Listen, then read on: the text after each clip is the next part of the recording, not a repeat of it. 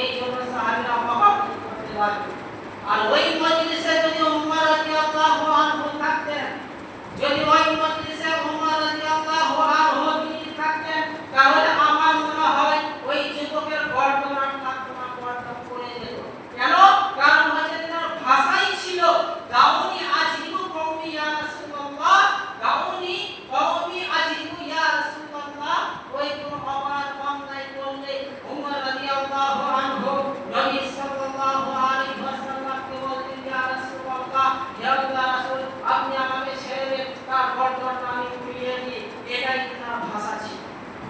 যাই হোক, ওই যুবক নবী সাল্লাল্লাহু আলাইহি ওয়াসাল্লামের কাছে এসে সে জিনা বিচার করার জন্য অনুমতি চাইল। তখন নবী সাল্লাল্লাহু আলাইহি ওয়াসাল্লাম প্রথমে সাহাবীদের চুপ করালেন। সাহাবীরা তোমরা চুপ করো, এই যুবককে কিছু বলো না। এরপর নবী সাল্লাল্লাহু আলাইহি ওয়াসাল্লাম ওই যুবককে ডাকলেন, যুবক তুমি আমার কাছে এসো। বাদান আমিন হোক বারিকুন। তখন ওই যুবক নবী সাল্লাল্লাহু আলাইহি ওয়াসাল্লামের কাছে আসলো।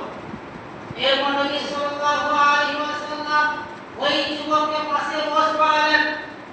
এরপর নবী সাল্লাল্লাহু আলাইহি ওয়াসাল্লাম ওই যুবককে বলেন, হে যুবক, আতুহিব্বু উম্মি, বলো তো যুবক, তোমার মায়ের সাথে কেউ যদি জিনা বিচার করে, তোমার মায়ের সাথে কেউ যদি জিনা বিচার করে, তখন কি তুমি সহ্য করতে পারবে? এটা কি তুমি মেনে নিতে পারবে? লা ওয়াল্লাহি। তখন ওই যুবক বলল, ইয়া রাসূলুল্লাহ, আল্লাহর কসম করে বলছি আমি এটা মেনে নেব না। যে ব্যক্তি আমার মায়ের সাথে জিনা বিচার করবে, তাকে পৃথিবীর বুক থেকে বিদায় করে দেব। এই কথা শুনে নবী সাল্লাল্লাহু আলাইহি ওয়াসাল্লাম ওই যুবককে বললেন, হে যুবক, ঠিক তেমনি ভাবে তুমি যার সাথে জিনা বিচার করবে, সে কথাও না। আর তার ছেলে এই জিনা বিচারকে কিভাবে মেনে নেবে, কিভাবে সহ্য করবে? এরপর নবী সাল্লাল্লাহু আলাইহি ওয়াসাল্লাম ওই যুবককে বললেন, হে যুবক, তোমার মেয়ের সাথে কেউ যদি জিনা বিচার করে, তাহলে তুমি কি মেনে নিতে পারবে? লা ওয়াল্লাহি। তখন ওই যুবক বলল, ইয়া রাসূলুল্লাহ, আমি আল্লাহর কসম করে বলছি আমি মেনে নিতে পারবো না। যে ব্যক্তি আমার মেয়ের সাথে জিনা বিচার করবে, তার গর্দন আমি উড়িয়ে দেব। এই কথা শুনে নবী সাল্লাল্লাহু আলাইহি ওয়াসাল্লাম ওই যুবককে বললেন, হে যুবক, ঠিক তেমনি ভাবে তুমি যার সাথে জিনা বিচার করবে, সে তো কাউমি মেয়ে। আর তার বাপ এই জিনা বিচারকে কিভাবে সমর্থন করবে, কিভাবে সেদিকে আটকে রাখতে পারবে? এরপর নবী সাল্লাল্লাহু আলাইহি ওয়াসাল্লাম ওই যুবককে বললেন, আতুহিব্বুল উখতি, হে যুবক, তোমার বোনের সাথে কেউ যদি জিনা বিচার করে, তুমি কি এটা সহ্য করতে পারবে?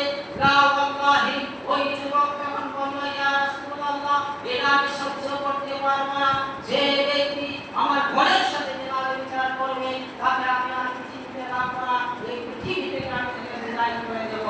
নবী সাল্লাল্লাহু আলাইহি ওয়াসাল্লাম বললেন, ঠিক তেমনি ভাবে তুমি যার সাথে জিনা বিচার করবে, সে তো কাউমি বোন, আর তার ভাই কিভাবে এটা মানবে না। এই হাদিস থেকে শিক্ষণীয় বিষয় আছে। এই হাদিস থেকে আমাদেরকে শিক্ষা অর্জন করতে হবে, শিক্ষা নিতে হবে।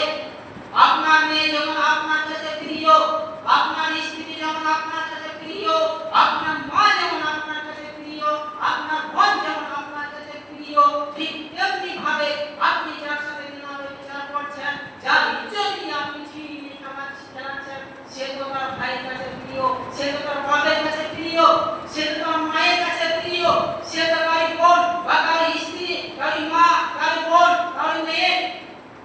আপনার স্ত্রীর সাথে বা আপনার মেয়ের সাথে বা আপনার মায়ের সাথে কেউ যদি জিনা বিচার করতে আপনি সহ্য করতে পারেন না, ঠিক তেমনি ভাবে আপনি অন্য লোকের মেয়ের সাথে বা তার স্ত্রীর সাথে জিনা বিচার করবেন, এটা সে কিভাবে মানবে?